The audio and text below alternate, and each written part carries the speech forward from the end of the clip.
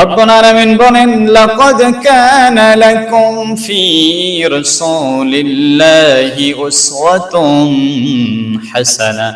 তোমাদের রাসূল মুহাম্মদুর রাসূলুল্লাহ সাল্লাল্লাহু আলাইহি ওয়াসাল্লাম তোমাদের জীবনের সর্বোত্তম আদর্শ। সুবহানাল্লাহ। তোমরা যদি তার পথ মত অনুসরণ করে চলো তাহলে দুনিয়াতে শান্তি পাবে, পরকালে আল্লাহর চিরসুখী জান্নাতের মেহমান হতে পারবে। দুনিয়ার জমিনে তোমাদেরকে যা প্রয়োজন সব দেওয়া হবে, শুধু দুনিয়ার জাগতিক সম্পদ এতেই শেষ নয়, বরং তোমরা যদি আল্লাহর আনুগত্য করো, রাসূলের অনুসরণ করো, তাহলে পরে দুনিয়ার রাজত্ব এবং ক্ষমতা তোমাদের হাতে তুলে দেওয়া হবে। সুবহানাল্লাহ। কিভাবে দেব জানো? মুহাম্মদুর রাসূলুল্লাহ সাল্লাল্লাহু আলাইহি সাল্লাম যখন মায়ের গর্ভে, তখনই তার পিতা দুনিয়া থেকে বিদায় হয়ে গেল। যখন দুনিয়ায় আসলেন, বাবা হারা হয়ে আসলেন। 6 বছর বয়সে মা দুনিয়া থেকে বিদায় নিয়ে গেল। দাদার কাছে লালিত হচ্ছিলেন। 8 বছর বয়সে দাদাও বিদায় হয়ে গেলেন। চাচার কাছে লালিত হচ্ছেন। চাচার সংসারে এতই অভাব, একদিন কাজ না করলে পরের দিন চুলায় আগুন জ্বলে না। ছোট্ট 8 বছরের মুহাম্মদুর রাসূলুল্লাহ সাল্লাল্লাহু আলাইহি ওয়াসাল্লাম মেষ চড়াতেন, বিভিন্ন কাজে চাচার সঙ্গে সহযোগিতা করতেন। এতেই শেষ নয়, দিন যত যাচ্ছে আরবের দিক দিগন্তে মুহাম্মদ আব্দুল্লাহর ছেলে তার নাম ছড়ায় পড়ছেন। তখনও তিনি নবী হিসাবে পরিচয় লাভ করেন নাই। মুহাম্মদ সাল্লাল্লাহু আলাইহি ওয়াসাল্লাম বয়স পড়ায় যখন 20 বছর অতিবাহিত হয়ে গেল, চাচার সঙ্গে বিভিন্ন দেশে ব্যবসার জন্য যায়। ঠিক অনুরূপ ভাবে একবার সিরিয়ার দিকে ব্যবসার জন্য রওনা দিলেন। পথিমধ্যে যেখানে নবী সাল্লাল্লাহু আলাইহি সাল্লাম চলে যায়, মেঘমালা নবীর গায়ের উপরে ছায়া দিতে শুরু করে দেয়। নবী সাল্লাল্লাহু আলাইহি সাল্লাম দীর্ঘ পথ অতিক্রম করার পরে এক জায়গায় তাঁবু গাড়লেন বিশ্রাম করার জন্য। যেখানে তাঁবু গাড়লেন, জায়গাটা ছিল মরুভূমির জায়গা, প্রচন্ড উত্তপ্ত রোদ। মুহাম্মদ সাল্লাল্লাহু আলাইহি সাল্লাম তিনি আল্লাহর প্রিয় মাহবুব বান্দা। দুনিয়ার সব মানুষের জন্য তিনি রহমত। শুধু মানুষের জন্যই নন, বরং সকল প্রাণীকুলের জন্য মুহাম্মদুর রাসূলুল্লাহ রহমত নিয়ে এসেছেন। সুবহানাল্লাহ। তাঁবু গাড়া শেষ হয়ে গেল। মুহাম্মদ সাল্লাল্লাহু আলাইহি ওয়াসাল্লাম যেমন ছিলেন উত্তম চরিত্রের অধিকারী, তেমন ছিলেন গুণে, জ্ঞানে এবং বুদ্ধির দিক থেকে সবার সেরা। আওয়াজ দিয়া পড়েন সুবহানাল্লাহ। সবার আগে যখন তার তাঁবু গাড়া হয়ে গেল, মুহাম্মদ সাল্লাল্লাহু আলাইহি ওয়াসাল্লাম তাঁবুর ভিতরে ঢুকলেন না, কারণ তার ভাইদের এখনো তাঁবু গাড়ার কাজ বাকি আছে। আগে যদি ঢুকে যায় তাহলে লোকেরা বলতে পারে মুহাম্মদ বড় স্বার্থবান, যে তার কাজ আগে শেষ হয়েছে, তিনি বিশ্রামের জন্য আগেই ঢুকে গিয়েছে, আমাদের দিকে একবারও তাকালেন না। এই অভিযোগ যেন তুলতে না পারেন, কারণ মুহাম্মদ সাল্লাল্লাহু আলাইহি ওয়াসাল্লামকে তো রব্বুল আলামিন আরবের নেতৃত্ব দান করবেন, যাতে ওই সময় লোকেরা অভিযোগ তুলতে না পারে মুহাম্মদ নিজের স্বার্থ নিজে আগে বুঝতেন, আমাদেরটা বুঝেন না। এই অভিযোগ যেন তুলতে না পারে, আল্লাহ তার হাবিবকে এমন ভাবে বড় করলেন যাতে তার জীবনে কেউ চুল পরিমাণে ভুল ধরতে না পারে। আল্লাহু আকবার। সম্মানিত হাজিরিন, মুহাম্মদ সাল্লাল্লাহু আলাইহি ওয়াসাল্লাম তাঁবুর সামনে অপেক্ষা করলেন। এদিকে প্রচন্ড রোদ আর দীর্ঘ পথের জার্নির কারণে আল্লাহর হাবিব ক্লান্ত হয়ে গেলেন। সূর্যের তাপ তাকে দুর্বল করল। তিনি পাশে বসতেই চোখের ভিতরে ঘুম চলে আসলো। ঘুম চোখে আসতে দেরি আর সূর্যের তাপ তার গায়ে লাগবে এই চিন্তা করে পাহাড়ের বিষধর সাপ এসে আল্লাহর নবীর উল্টো দিকে, যেদিকে সূর্য আলো দিচ্ছে ওদিকে ছায়া দিতেছিল। সুবহানাল্লাহ। দৃশ্য দেখে লোকেরা মনে করলো মুহাম্মদকে সাপ কামড় দিবে, কিন্তু সাপের ভাষা ওইটা নয়, বরং সাপের চোখ আর তার মুখের চাহনির ভিতরে লক্ষ্য করা যায় আক্রমণের সাপ না, বরং ভালোবাসার সাপ। সুবহানাল্লাহ। এত গেল, সাপ কামড় দিল না। শুধু এতেই শেষ নয়, কিছুক্ষণ যেতে না যেতেই প্রচন্ড মেঘের ছায়া এসে রোদের তাপ বন্ধ করে আল্লাহর হাবিবের গায়ের উপরে ছায়া দিতে শুরু করলো। লোকেরা চিনতে বাদ চাইল না। ঠিক অমন মুহূর্তেই সিরিয়ার ওই যুগের পাদ্রী, নাম তার জার্জিস, তিনি এসে পড়লেন। লক্ষ্য করলেন তাওরাত কিতাবে বর্ণনা করা আছে মক্কার জমিনে কুরাইশী খানদানে একটা ছেলে জন্ম হবে। জন্মের আগে তার বাবা ইন্তেকাল করবেন, বড় অভাব অনাটনে তার দিন যাবে, এই পথ দিয়া চলবে। পথের মধ্যে সকল গাছপালাগুলো তার জন্য ছায়া হবে, এমনকি মরা গাছের নিচে তিনি ছায়া গ্রহণ করবেন, আর গাছগুলো নিমেষের মধ্যে পাতা পল্লবে গাছে পরিণত হয়ে যাবে। তিনি সব দেখে চাচাকে ডেকে বললেন, চাচা আবু তালেব, এই ছেলে আপনার ভাতিজা? বলে, হ্যাঁ আমার ভাতিজা। আপনি কি করে জানলেন? বলে, আমি আমার তাওরাতে পড়েছি, শেষ জামানায় আখির নবী মুহাম্মদ আসবে, তার নাম মুহাম্মদ, বাবার নাম আব্দুল্লাহ, মায়ের নাম আমেনা, তার বংশ কুরাইশি খানদান, দাদা আব্দুল মুত্তালিব। সুবহানাল্লাহ। আপনি দ্রুত তাকে দেশে পাঠায় নেন, কারণ এই সমাজের ইহুদিরা যদি তারে জানতে পারে আর চিনতে পারে, তার বিরুদ্ধে ষড়যন্ত্র করবে। মুহাম্মদ সাল্লাল্লাহু আলাইহি ওয়াসাল্লামের সে আবহমান কাল থেকেই ইহুদি, খ্রিস্টান এবং ইসলাম বিরোধীদের সঙ্গে ঈমানদারদের শত্রুতা আছে না নাই বলেন? এই যুগেও ঈমানদারের মধ্যে আর মুনাফিকের মধ্যে শত্রুতা ছিল, আছে এবং কিয়ামত পর্যন্ত থাকবে। যারা নবীর অনুসরণ করবে, নবীর মতো করে নিজের জীবন চালাতে চাইবে, নবীর মতো করে নিজের পরিবার, সমাজ, রাষ্ট্রকে চালাতে চাইবে, কিয়ামতের দিন নবী তাদের পক্ষে শাফাআত করবে।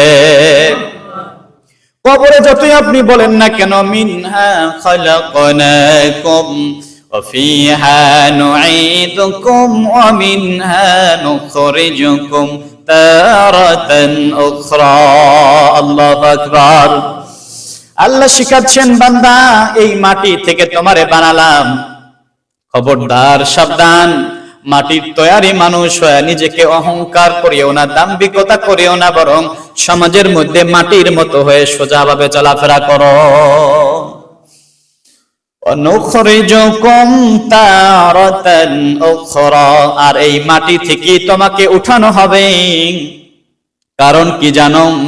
তোমার সঙ্গে আমি আল্লাহর একটা ওয়াদা ছিল, দুনিয়ায় গিয়ে তুমি আমি আল্লাহর প্রতিনিধিত্ব করবা। সুবহানাল্লাহ।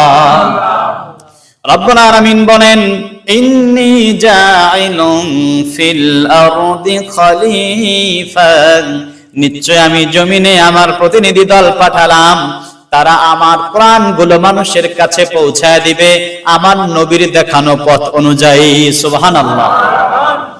আল্লাহ শুধু এই কথা বলেন নাই যে কোরআন দিয়া চলবা, না না না, আতিউল্লাহ ওয়া আতিউর রাসূল, যদি আমি আল্লাহরে পেতে চাও, অনুসরণ করতে চাও, আমার নবীর অনুসরণ করো।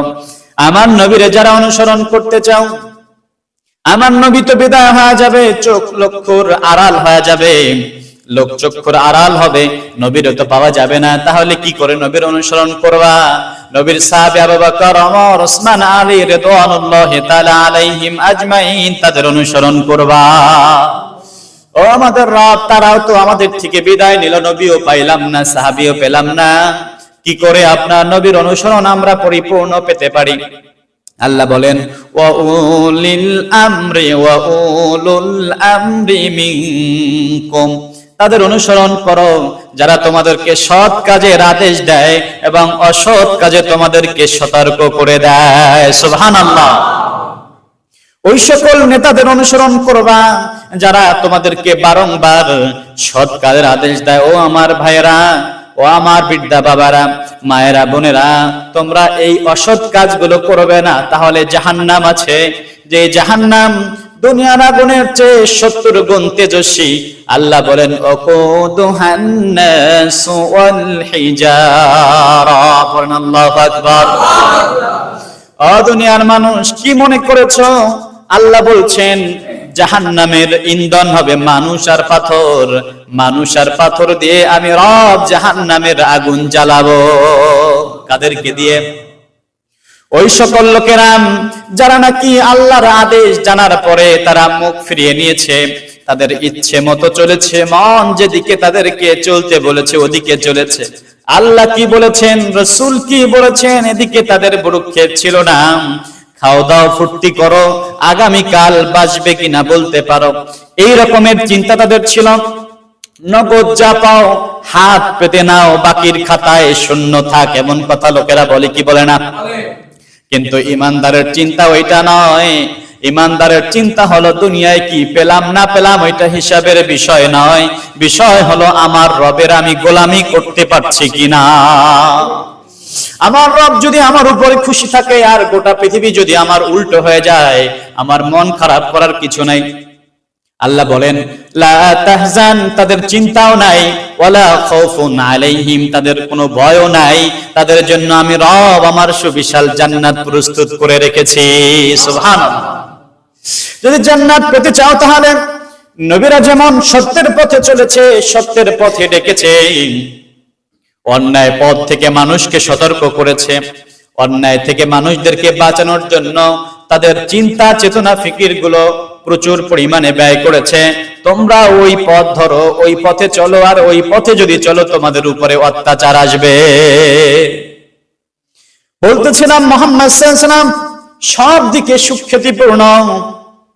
বয়সটা যখন 40 বছর হয়ে গেল, মুহাম্মদুর রাসূলুল্লাহ বললেন লাত মানত উজ্জা হবলের পূজা চলবে না, বরং এক রবের গোলামি করতে হবে। যখন নবী এই কথা বলল, আর এই যুগেও যখন আলেম ওলামা বলল কোন ব্যক্তির স্লোগান হবে না, কোন মানুষের নামের প্রশংসা চলবে না, প্রশংসা হবে আমার আল্লাহর, আর স্লোগান হবে আমার নবীজি মুহাম্মদুর রাসূলুল্লাহ। কারণ দুনিয়ার যত নেতা হোক নেত্রী হোক তাদের চরিত্রের মধ্যে কলঙ্ক আছে না নাই বলেন? মসজিদের ইমাম সাহেবের চরিত্রে কলঙ্ক আছে না নাই? বিভিন্ন জায়গায় বাহির হয়, কিন্তু আসল নেতা মুহাম্মদুর রাসূলুল্লাহ, যার জীবনের চরিত্রে কলঙ্ক তো দূরের কথা, সামান্য রকমের ভুল ধরার সন্দেহ সৃষ্টি করার অবকাশ নাই। সুবহানাল্লাহ। কেমন আদর্শ উপহার দিলেন! 25 বছর যখন নবীর বয়স, 40 বছরের একজন বিদ্যা মেয়ে লোককে বিয়ে করলেন। কোনদিন মেয়ে লোকের উপরে অভিযোগ তোলেন নাই, কোনদিন তাকে অত্যাচার করেন নাই, বরং তাকে এত পরিমাণে স্নেহ আর ভালোবাসা দিয়েছেন, নিজের সব সম্পদ ইসলামের জন্য ব্যয় করেছে। কোনদিন স্বামীকে বলে নাই স্বামী সব তো দিয়ে দিলাম, আমারে কি দিলেন? বরং তিনি বললেন ও আমার স্বামী, আমি তো আপনার জন্য আমার সাধ্য অনুযায়ী দিতে চাইলাম, কিন্তু দিতে পেরেছি কিনা জানি না, তবে আমার কবরে আমার খুব বড় ভয় হয়। আমি খাদিজা যখন কবরে থাকব, আপনি নবী আমার পাশে থাকবেন, যাতে আমার সওয়াল জবাব সহজ হয়ে যায়। বিবি স্বামীকে সার্টিফিকেট দিচ্ছেন, ও প্রাণের স্বামী মুহাম্মদুর রাসূলুল্লাহ, আপনাকে কোনো জিন ভূত অনিষ্ট করতে পারে না, কারণ আপনি সবার অধিকার সমানভাবে আদায় করেছেন। স্বামী সাল্লাল্লাহু আলাইহি ওয়াসাল্লাম বললেন, ও খাদিজা, আমি ভয় পেয়েছি, হেরা গুহায় আমাকে কে যেন এসে চাপ দিল আর বলল পড়ো, এ করো পড়ো। বারবার বললেন, আমি পড়তে পারলাম না। তিনি আবার আমাকে চাপ দিলেন আর বললেন, এ করো, বিসমি রাব্বিকাল্লাযী খালাক, খালাকাল ইনসানা মিন আলাক, اقرأ وربك الأكرم الذي علم بالقلم। পড়েন সুবহানাল্লাহ। রব তার হাবিবের মাধ্যমে জানায় দিলাম, ও দুনিয়ার মানুষ, তোমাদের জন্য এমন একজন আদর্শবান মহামানব দিলাম, যার চরিত্র মহা উত্তম চরিত্র। তিনি যা নিয়ে এসেছেন ওটা তার কথা না, বরং পুরোটাই ওহী। সুবহানাল্লাহ। আমার নবী নিজের থেকে বানায় কোনো কথা বলেন না, বরং তিনি যা বলেন, আমি তাকে যা বলতে বলি, তিনি হুবহু ওই কথাটাই তোমাদের কাছে প্রকাশ করে দেয়। ওয়ামা ইয়ানতিকু আনিল হাওয়া ইন হুয়া ইল্লা ওয়াহয়ুন ইউহা। সুবহানাল্লাহ। আমার নবী নিজের থেকে বানায় কোনো কথা বলেন না, বরং নবী যা বলেন পুরোটাই আমি আল্লাহর পক্ষ থেকে ওহী। সুবহানাল্লাহ। অতএব তোমরা যদি দুনিয়ায় সুখী হতে চাও, দুনিয়ায় যদি তোমরা সম্ভ্রাম প্রতিপত্তি পেতে চাও, মর্যাদা পেতে চাও, ক্ষমতা পেতে চাও, চিরস্থায়ী হতে চাও, আমার নবীর পথ অনুসরণ করো, তাহলে দুনিয়া এবং আখিরাত উভয় জাহানে সফল হতে পারবে। আর যদি তোমাদের নিজেদের ইচ্ছে মতো মান মাফিক চলতে পারো, আমি কিছু সময় তোমাদেরকে অবকাশ দিলেও দিতে পারি, তবে জানিয়া রাখিও, আমি আমার গোলাম ছাড়া কাউকে স্থায়ী সফলতা দান করি না, আমি মুমিনদেরকেই স্থায়ী বিজয় দান করি। সুবহানাল্লাহ। তাকায় দেখো, বিশ্বের বিভিন্ন দিকে যারা স্বৈরাচারী হয়েছে, আল্লাহর আদেশের অবাধ্য হয়েছে, ইসলামের সঙ্গে বিরুদ্ধাচরণ করেছে, আলেম ওলামাদেরকে বেইজ্জতি করেছে, নবীর দুশমনদের সঠিক শাস্তি দেয় নাই, আমি রব তাদেরকে এমন অপমান অপদস্থ করেছি, পৃথিবীর মানুষ তাদের নাম আজ আর স্মরণে নেয় না। যদিও নেয়, ওইটা ঘৃণা ভরে নেয়। ঠিক কিনা বলেন? নমরুদ নবীর সঙ্গে বিরোধিতা করলাম, ফেরাউন নবীর সঙ্গে বিরোধিতা করলাম। শুধু এতেই শেষ নয়, যুগে যুগে যারা ইসলাম এবং মুসলমানদের সঙ্গে বিরোধিতা করেছে, রব্বুল আলামিন তাদের 20 দাঁত ভেঙে দিয়েছে, তাদের মস্তক চুরমার করে দিয়েছে। নমরুদ নিজেকে অনেক বড় শক্তিশালী, প্রভাব প্রতিপত্তিপন্ন বাদশা মনে করত। রব্বুল আলামিন তার শেষ অন্তিম সময়ে অবস্থাটা এমন করলেন, ল্যাংড়া একটা মশা তার নাক দিয়ে ঢুকা দিলেন, মস্তকে গিয়ে জায়গা করে নিল, জুতার বাড়ি খাইতে খাইতে মাথা ফাইটা শেষ হয়েছে। ঠিক কিনা বলে? ঠিক অনুরূপ ভাবে ইসলামের সঙ্গে যারা অতীতেও অবমাননা করেছে, তাদেরকেও আল্লাহ ছেড়ে দেয় নাই, ভবিষ্যতেও যারা করবে তাদেরকেও ছাড়বে না। ঠিক না বে ঠিক? অতএব তোমরা সবাই সোজা হয়ে যাও। আল্লাহ বলেন, তোমরা প্রত্যেক নামাজে পড়ো ইহদিনাস সিরাতাল মুস্তাকিম। ও আমার রব, আমার আল্লাহ আমার সহজ সরল রাস্তা দেখায় দেন। গায়রিল মাগদুবি আলাইহিম, ও আল্লাহ তাদের পথে আমারে নেন না যাদের উপরে আপনি অভিশাপ করেছেন, যাদের উপরে আপনি ধ্বংস নাজিল করেছেন। কাদের উপরে? যারা আল্লাহর বিরোধিতা করেছে, নবীর বিরোধিতা করেছে, আলেম ওলামাদের বিরোধিতা করেছে, রব্বুল আলামিন তাদেরকে তিলে তিলে ধ্বংস করে দিছে। ঠিক না বে ঠিক? আপনাদের দেশেও দিছে কিনা বলেন? আপনাদের দেশে তো স্বাভাবিক ভাবে দিছে, জেতা আছে, বাইচা আছে। কিন্তু তাকায় দেখেন আবু লাহাবের দিকে, তাব্বাত ইয়াদা আবি লাহাবিন ওয়া তাব মা আগনা আনহু মালুহু ওয়া মা কাসাব। আবু লাহাব আবার নবীরে বলছিল, মুহাম্মদ তোমার ধ্বংস হোক, কারণ তুমি আমাদের বাপ দাদার, আমাদের পূর্ব অতীত ঐতিহ্যের বিরুদ্ধে কথা বলছো, তোমার ধ্বংস হোক। আল্লাহ বলে, ও নবী, যারা আপনার ধ্বংস কামনা করলো, আপনি শুধু অপেক্ষা করেন, আমি তাদেরকে তিলে তিলে নির্বংশ বানায় দিব। আবু লাহাবের ব্যাপারে আল্লাহ বললেন, ওর উভয় হাত ধ্বংস, তার সম্মান সম্পদ, তার যা কিছু আছে সব ধ্বংস হবে। আবু লাহাব ওই দিন বুঝলেন মুহাম্মদ কোনদিন মিথ্যা কথা বলে না, অতএব মুহাম্মদ যেহেতু বলেছেন আমার ধ্বংস অনিবার্য আছে। কিন্তু শুধুমাত্র ক্ষমতার লোভে, সম্পদের লোভে মুহাম্মদকে অনুসরণ করতে পারল না, বরং মুহাম্মদ সাল্লাল্লাহু আলাইহি সাল্লামের বিরোধিতা মরণ পর্যন্ত করেছিল। তার মউতটা কেমন হয়েছিল? আবু লাহাবের মউতটা এমন হয়েছিল, তিনি যখন লোকেদের মধ্যে অনেক দাম্ভিকতার হয়েছিলেন, হঠাৎ করে অসুস্থ হয়ে গেলেন, প্যারালাইজড হয়ে গেল, বিছানায় পড়ে গেলেন, খাবার বন্ধ হয়ে গেল, লোকেরা একে একে তার থেকে দূরে সরে গেল, কারণ তিনি অত্যাচারী নেতা ছিলেন। তিনি কি ছিলেন বলেন? স্বার্থের জন্য সকলকে কাছে টানতেন। স্বার্থ যখন ফুরায় যাইত, নিজের লোকদেরকেও তখন হত্যা করতে দ্বিধা করত না। আবু লাহাব যখন বিছানায় পড়ল, তার শরীরের মধ্যে প্রথম দিকে ফুসকা পড়তে শুরু করলো, আস্তে আস্তে ফুসকাগুলোর ভিতরে পচন শুরু করে তার শরীর থেকে দুর্গন্ধ ছড়াচ্ছে, কেউ তার কাছে আর আসে না। এক পর্যায়ে সে তার শরীরের পচন যন্ত্রণায় দিন যত যায় তত কঠিন অসুস্থতার মধ্যে ঝরে পড়ে, তার মৃত্যু হয়ে গেল, কেউ তার পাশে নাই। এক পর্যায়ে কৃতদাসদেরকে দিয়ে লাঠির মাথায় করে খুঁচে খুঁচে তাকে গর্তের মধ্যে ফালায় চাপা মাটি দেওয়া হয়েছে। এই হলো আরবের সেরা নেতার পরিচয়। এটি শেষ হলো না, দুইটা ছেলে ছিল তার, দুই ছেলের সঙ্গে মুহাম্মদুর রাসূলুল্লাহর দুই মেয়ের বিয়ে ছিল। মুহাম্মদ সাল্লাল্লাহু আলাইহি ওয়াসাল্লামকে সে গালি দিয়ে শেষ করে নাই, বরং সে তার ছেলেদের উপরে চাপ প্রয়োগ করলো যে মুহাম্মদের সঙ্গে আমাদের সব সম্পর্ক বিচ্ছিন্ন করতে হবে, মুহাম্মদের মেয়েদেরকে তালাক দেয়া দাও। বিনা দোষে বিনা অপরাধে বাবার কথা মতো সন্তান তার বিবিদেরকে তালাক দেয়া দিছে। পড়েন নাউজুবিল্লাহ। এই যুগেও কিছু কপাল পরা আছে না নাই বলেন? বাপ মা বলছে তোর শ্বশুর বাড়ি থেকে তোরে কিচ্ছু দেয় নাই, পাশের বাড়ির ওই দেয়া করে বিয়ে করেছে, শ্বশুর বাড়ি থেকে সব দিছে, তোরে কিচ্ছু দেয় নাই, এমন বউ লাগবে না, তুই বউ তালাক দিয়ে দে। কেন?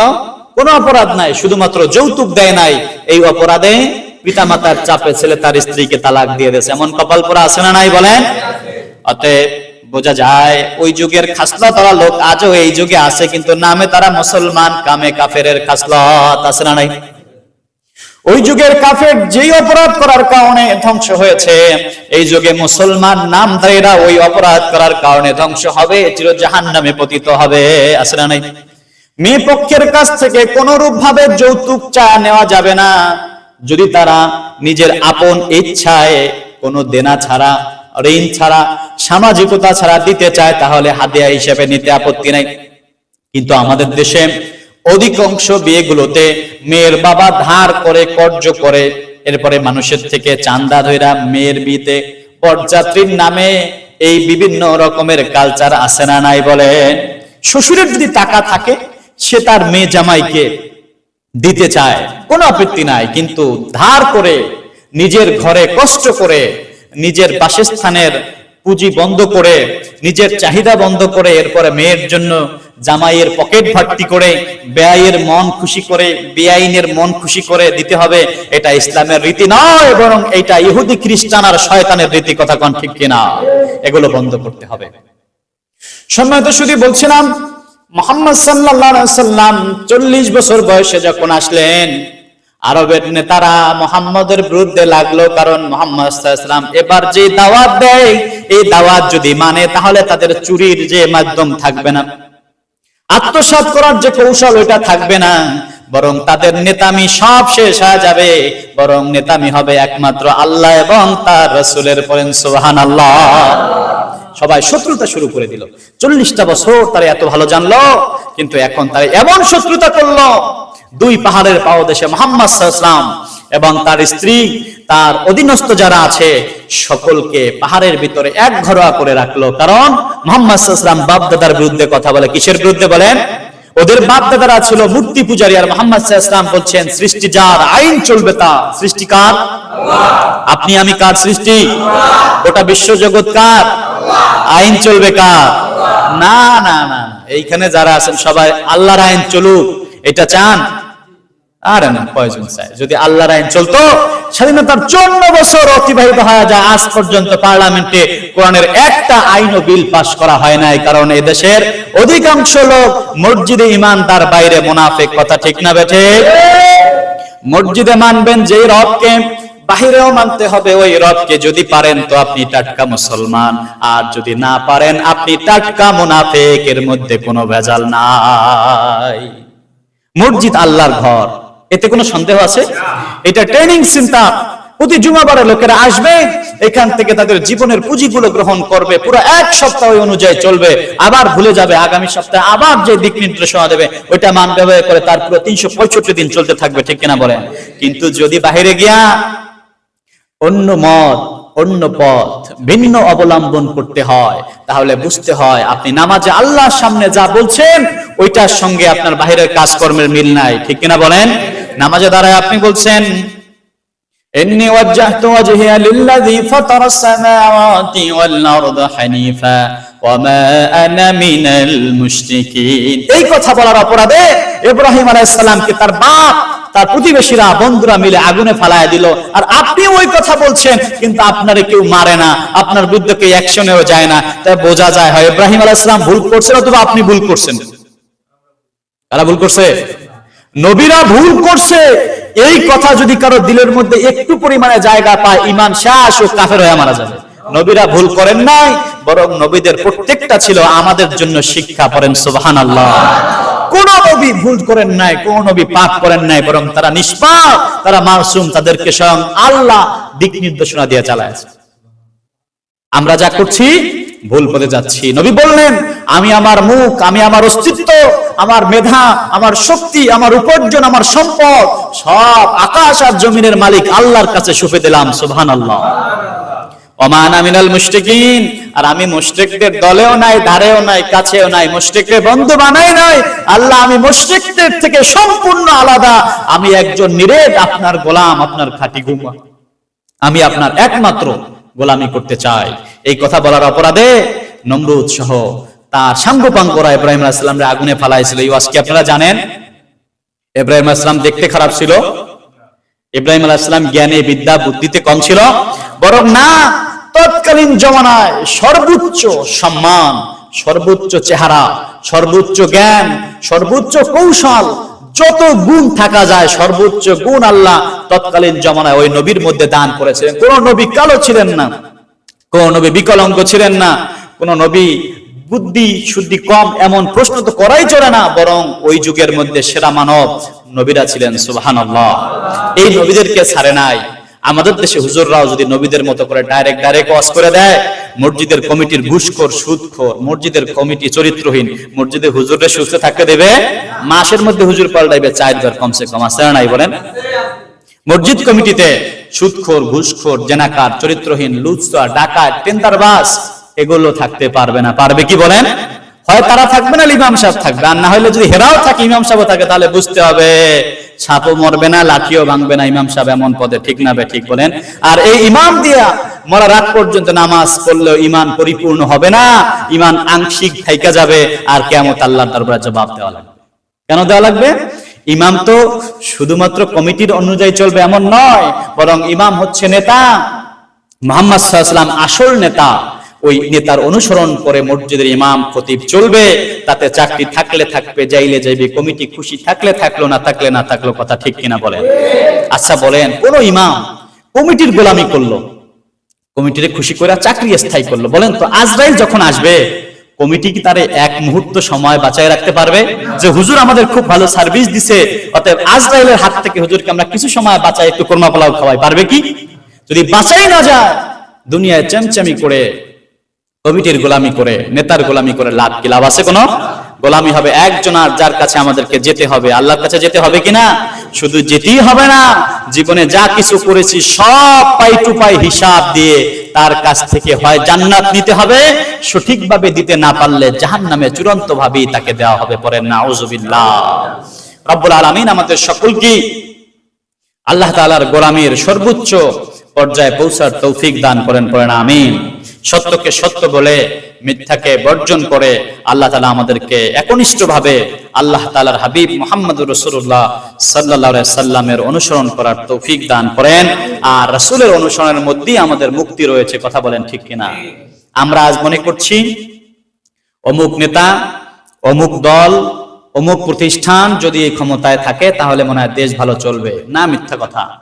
দেশ ভালো চলবে যদি কোরআনের শাসন চলে, মুহাম্মদুর রাসূলুল্লাহর আদর্শ বাস্তবায়ন করা যায়। ঠিক কিনা বলেন?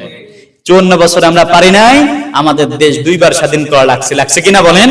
যদি মুহাম্মদুর রাসূলুল্লাহর আদর্শ যদি 1971 সালে সংসদে ঢুকানো যাইতো, 1000 বছর আগে কোরআন আল্লাহ নাজিল করছেন, আজ পর্যন্ত কোনো পরিবর্তন করা লাগে নাই, পরিবর্তন করা লাগবেও না। সংসদে যদি কোরআন ঢুকানো যাইতো, দেশ দ্বিতীয়বার স্বাধীন করা লাগতো না। প্রত্যেকটা মানুষ দরজা খুলে ঘুমাতো, তার জীবন সম্পদের পরিপূর্ণ নিরাপত্তা থাকতো, চিন্তার কোনো কারণ লাগতো না। ঠিক কিনা বলেন? কিন্তু সামনে যদি আপনারা এবারও নেতা নির্বাচনে ভুল করেন, কোরআন দিয়া পার্লামেন্ট চলুক, এমন নেতা, এমন প্রতিষ্ঠান, এমন দলকে যদি ক্ষমতায় দিতে না পারেন, আবার স্বাধীনতা অর্জন করা লাগবে, অপেক্ষায় থাকেন। তবে এই স্বাধীনতা মুসলমানদের সঙ্গে হবে না, ওইটা হবে গাজওয়াতুল হিন্দ, হিন্দুদের সঙ্গে, মুসলমানের সঙ্গে, হিন্দুস্তান আর মুসলমানদের সঙ্গে। আর ওইটা যদি বাইজা যায়, এবারে তো আপনাদের 300 ছাত্র জীবন দিছে, পঙ্গু হয়েছে। আগামী টার্মের যুদ্ধে মুসলমানদের 3-এর 2 অংশ একেবারে জায়গায় নিহত হয়ে যাবে তাদের রক্তে। আপনাদের বঙ্গোপসাগর, আপনাদের নদী খালগুলো রক্তে লাল হবে। কিন্তু সেদিন আফসোস করে আপনার জীবন, সম্পদ, সম্মান ফেরায় পাবেন না। যেহেতু সময় সুযোগ এসেছে, মসজিদকে আপনার ট্রেনিং সেন্টার বানান, আলেম ওলামাদের সঙ্গ নেন, আলেম ওলামাদের পরামর্শ নিয়ে আপনার সমাজ, ব্যক্তি, পরিবার, রাষ্ট্র পরিচালনার সিদ্ধান্ত যদি গ্রহণ করতে পারেন, তবে দ্বিতীয়বার এই স্বাধীনতা আপনাদের জন্য সুফল বয়ে আনবে। আর যদি না পারেন, আপনি অপেক্ষায় থাকেন, আপনার সম্পদ আপনি খায়া মরতে পারবেন না। যারা যেখানে সম্পদ লুকাইছেন জায়গাটা জায়গায় পড়ে থাকবে, আপনার কল্লা একদিকে, দেহ আর একদিকে, হাত পা একদিকে ছিন্ন ভিন্ন হয়ে যাবে। টোকায় নিয়ে যে কেউ দাফন করবে এমন পরিস্থিতিও থাকবে না। তাকাও ফিলিস্তিনের দিকে, হ্যাঁ, তাদের সব ছিল, অপরাধ একটাই, তারা মুসলমান, ইসরায়েল তাদেরকে মারছে। তাদের পাশে প্রতিবেশী দেশ মুসলমান আছে, এরপরেও বাঁচতে পারে নাই। আপনার পাশে প্রতিবেশী মুসলমান নাই, আপনি মনে করছেন আপনি শুধু এই 5 ওয়াক্ত নামাজ পড়া বাহিরে যায় ইচ্ছে মতো চলবেন আর বাঁচবেন? অসম্ভব ব্যাপার। আপনার দেশ ধ্বংস করার জন্য মাত্র 13 মিনিটে যথেষ্ট। কত মিনিট বলেন? 13 মিনিট লাগবে ধ্বংস করতে, আর বেশি লাগবে না। আপনি প্রস্তুতি গুছাইবেন কোন সময়? এজন্য আল্লাহকে ভয় করেন, যোগ্য নেতার পিছে ইমামতি করবেন যেমন, মুসল্লি হবেন তেমন, যোগ্য নেতার নেতৃত্ব মানবেন যেমন, দল করবেন তেমন। আল্লাহ আমাদের সকলকে সঠিক বুঝ নসিব করেন, আমিন। ওয়া আখিরু দাওয়ানা আলহামদুলিল্লাহি রাব্বিল